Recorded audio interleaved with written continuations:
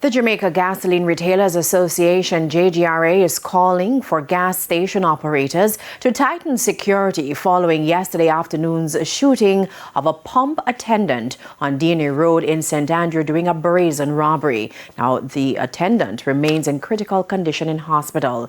Two of the alleged gunmen were fatally shot by police later that evening. In a statement today, JGRA President Philip Chong condemned the attack, describing it as a senseless act of violence that has left employees increasingly vulnerable. Mr. Chong urged operators to remain vigilant and appealed to the Jamaica Constabulary Force to maintain regular patrols at service stations despite resource constraints. The association is also encouraging operators to upgrade their closed-circuit television systems.